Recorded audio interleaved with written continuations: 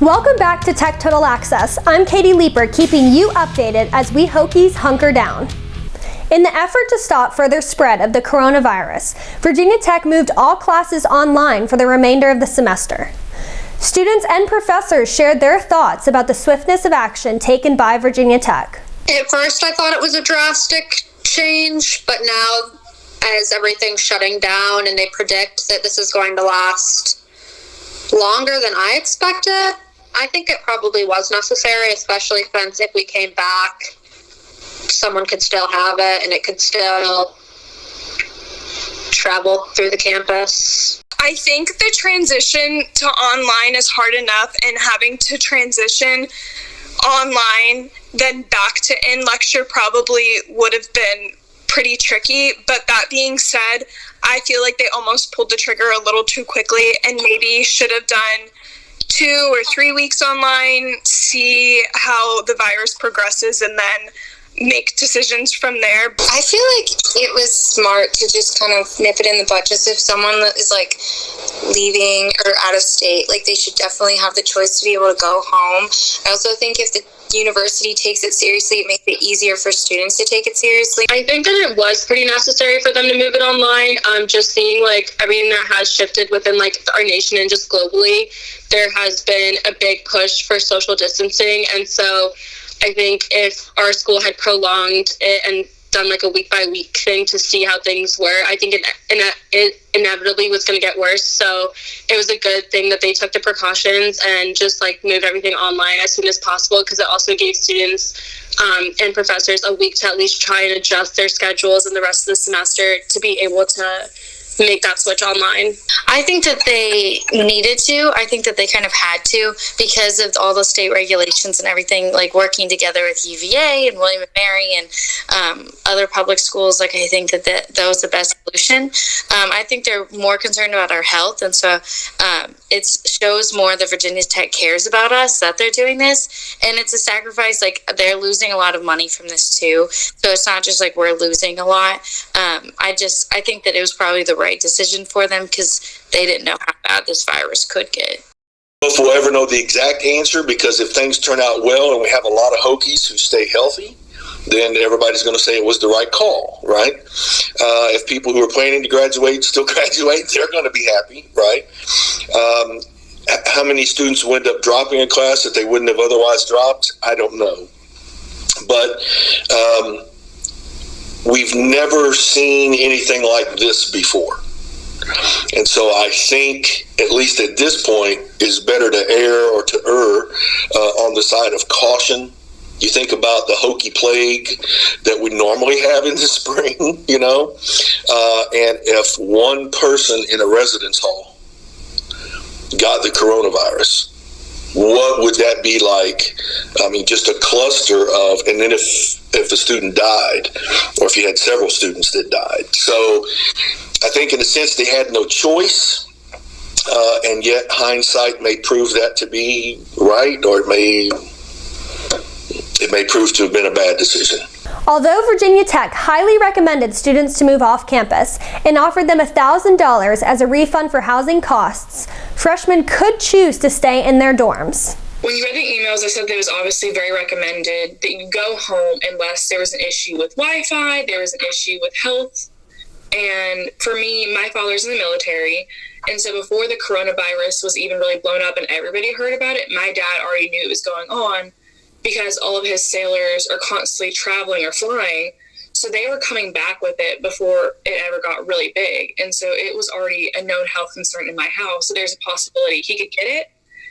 And I also don't really have really good Wi-Fi at my house. So that's why I came back. And whenever I registered for housing, you never had to put an exact reason, but it was up to your own discretion if you would come back or not. And so I felt that I was safer here at Virginia Tech. I could do better here.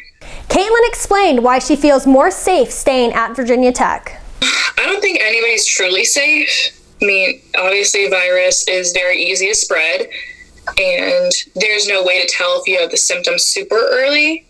By the time you're showing those symptoms, you can't really, it's not irreversible, and there isn't an antibiotic for it because it is a virus.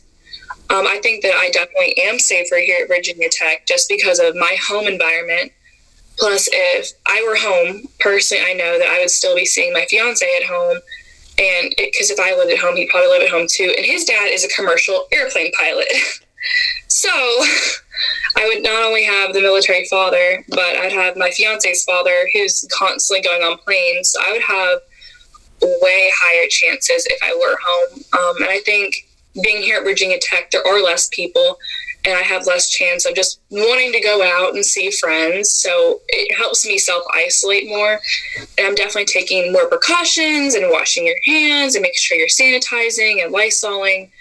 So I'm trying to be as smart as possible, but, I could still get it. There's no way of really telling. As a result of Virginia Tech moving to online course instruction, both students and professors had to adjust their learning and teaching styles. At first, I was excited. It kind of felt like a snow day. We were going to be able to do classes at home. And now that it's actually started, I realized it's going to take a lot of self-discipline and self-motivation, and it's going to be a lot of work to do it online. So the transition's been rather difficult, I would say. It was interesting figuring out how tests were going to work, but the professors worked pretty well to get it all ironed out before our first couple tests.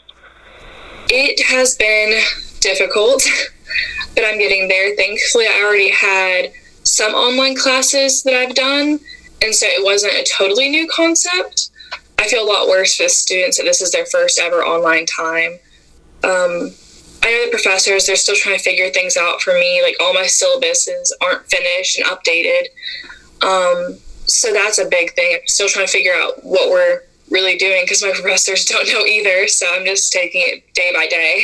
Overall, I think teachers have been pretty accommodating because they don't want to be in this position either. So they're trying their best to help us out. A lot of my professors have had to change their entire syllabi because of it. I think my professors have been at probably the perfect amount, like not sending way too many emails that things are getting lost, but not keeping me in the dark, keeping things very concise. So I gotta give them props for that one. I guess time will tell whether or not it was successful.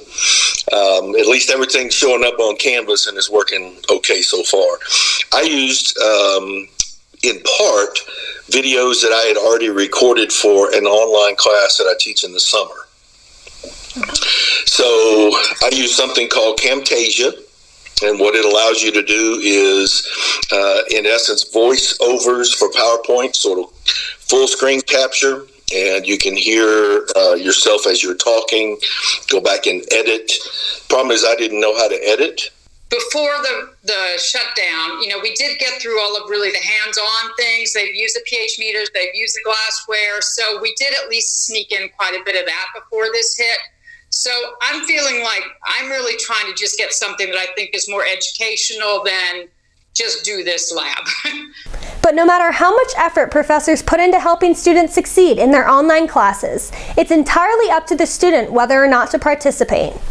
I'm putting in modules, and I open the module Monday at 8 a.m., and then I give them till Sunday at 10 p.m. So hopefully those kids that are balancing a lot of things, that makes it easier for them to knock out the work when there's time. It's going to be interesting to see who uses the Zoom link and participates. The students that so far have participated in those, typically the students who are doing well in classes and who would normally show up for a review session.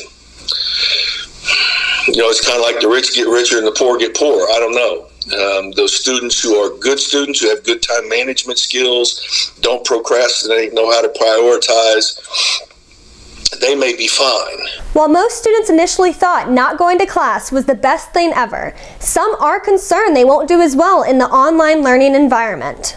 Obviously I enjoy not having to go to class. I just don't like the fact that I don't have that daily structure. And that's like something that motivates me as a student. Like, you go to class, you have these times in between classes where I usually do my homework, and there's always these strict deadlines, but now it seems like the deadlines have been extended, and it gives students more time to procrastinate, and they're not forced to go to class and have attendance grades. I don't think a lot of people actually will go participate. I've never taken an online class before, so it's been kind of tricky, and a lot of my professors have been like testing out different methods between switching from live lectures to never mind, I'm just gonna post a recording. So it's been a little bit rocky, but I think we're all trying to figure it out, and they know as much as we do of what's going on, so just trying to be understanding, but hopefully it'll get a little bit smoother as the weeks go on.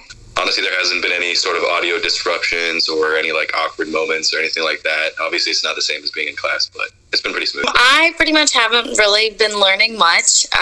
There's not a lot to do, so it's not like normally when like you go to classes and you get a lot of information out of it. Like if there's an online class, it feels like everything's really slow. It's been not too hard because I feel like I've taken some online classes in the past before at Virginia Tech. So that aspect has been a little bit easy, being able to like coordinate out time for myself to be able to work in an online environment. However, having like all of my classes online has been a little bit difficult just because a lot of teachers have varying styles of teaching, and some are better in person versus others that like struggle to teach online. Like I feel like I'm not learning, like I'm not getting an education. Like a lot of these classes I'm taking actually are relevant to my like major and what I want to do after college and like my internship this summer. So it kind of screws me in that aspect that like I can't actually learn these things because I'm not going to. No one's going to. For me, it's been pretty okay because I had 2 online classes previously, but the other 3 are kind of difficult to transfer online. So one of them gave me an option of just finishing in the next week. The other one, he canceled all tests and gave us papers instead. It's definitely different. For what I know is waking up and actually going to classes. It took a lot of just waking up. That was pretty much the hardest part. But now that it's online, it's more of like my responsibility. And so far, I feel like I'm really crushing it. I made my own calendar, made my own schedule. So far, I'm doing pretty good. I felt like I was getting a lot more lazy. I kind of like would wake up. I would go to wake up maybe like 2 minutes before the class, log on to Zoom, and then just like once I'm done with my class, I close my laptop, go back to bed, and like half of my classes aren't even on Zoom. They'll post the lectures later, and I'll watch it in my own time. So I feel like if anything, I might be even a little bit more lazy. My major is a little more difficult because, especially for architecture, our major surrounds more on like person-to-person critiques. So being online is not the same experience. And especially from my professor who doesn't like technology, so he's been struggling with video chatting and all that. Because of these fears, the university has developed additional options for course grading and assessment. The last day to drop a course without penalty has been extended to April 15th for both graduate and undergraduate students. Undergraduate students may either choose to continue with the A through F grading option or select a new credit non-credit grade system for each course they are enrolled in until the last day of spring semester. This will give students adequate time to acclimate to the online learning environment and make a more informed decision regarding course grading. For the new credit non-credit option, students receive credit for the course, but the grade does not calculate into their GPA. The grades in the credit non-credit option are CC, CD, and CN. CC is credit for course equivalent to C- or better. CD is credit for course equivalent to a D, and CN is equivalent to a failing grade in the course.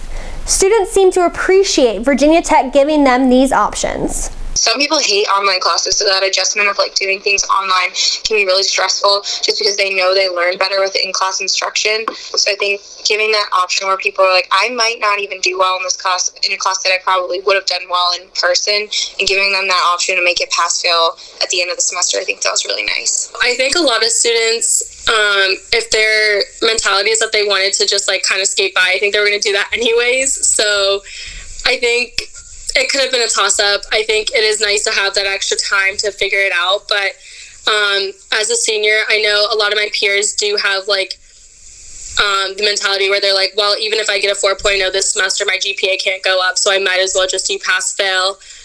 For me personally, I am kind of just like write it out and see and do my best because I don't know, I want to get a good GPA and see if like my GPA will go up. And at the end, if I have like 1 or 2 courses that I think I want to change to pass-fail, I probably will. But honestly, At the most, I think maybe one I would change, but even that's like kind of rare. I think that's a good option given by Virginia Tech.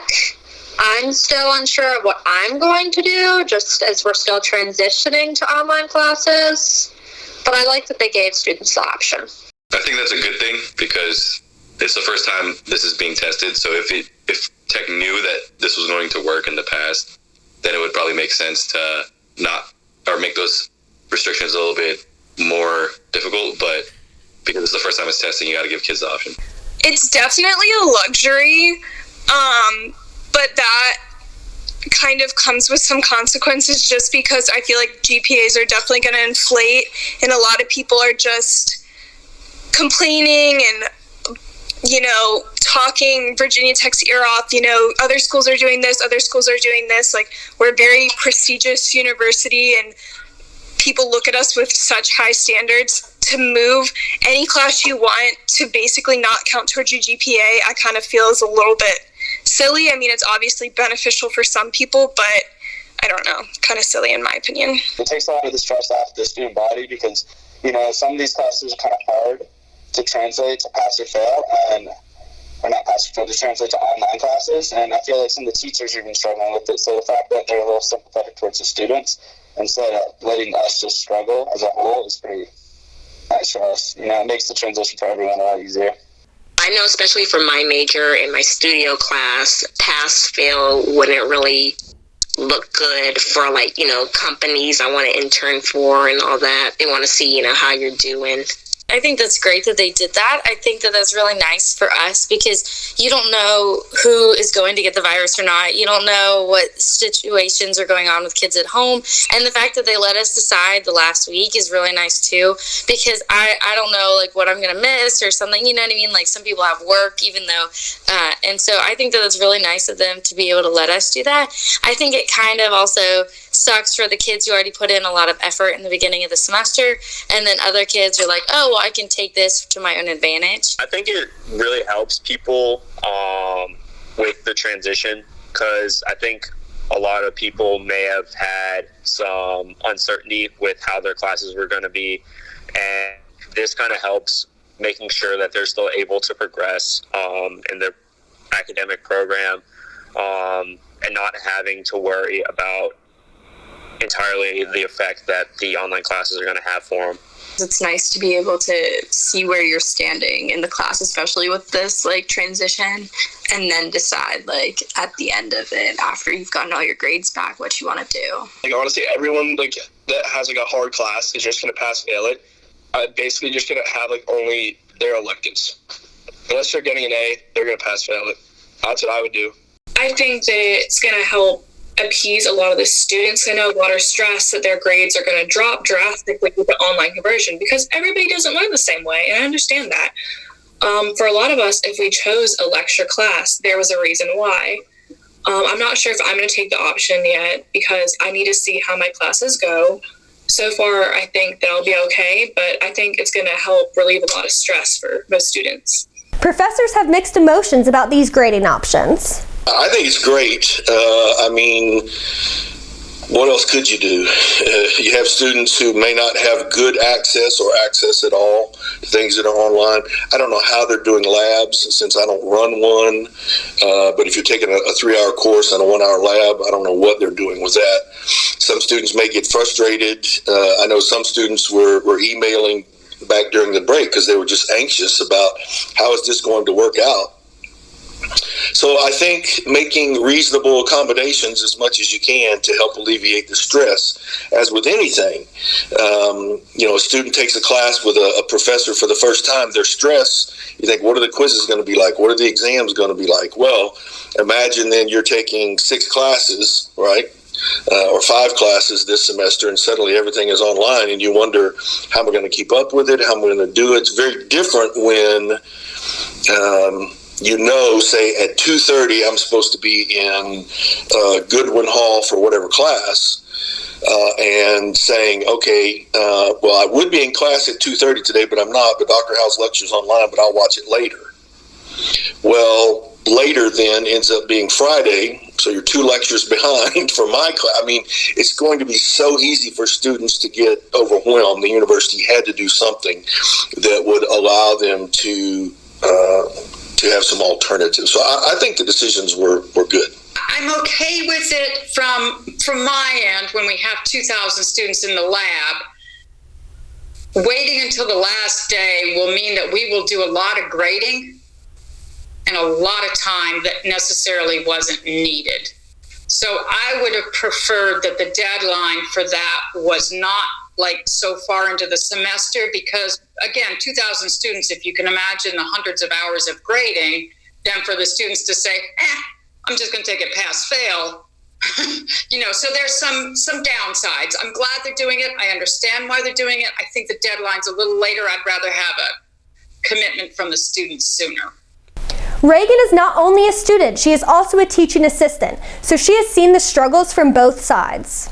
It's been definitely different. So my professor was going to let me lecture, and he's still letting me lecture, but it's an online lecture. So I'm not getting the same experience that I was hoping to get out of being a TA this semester, especially being an undergrad TA. It's a lot different than being a graduate TA. So I pretty much got to work a lot with the professor, and now since it's online, I email him occasionally, and I just work on my lecture that I'll publish. But I was really excited to do the lecture with the students in the classroom, and not getting that experience is kind of a letdown.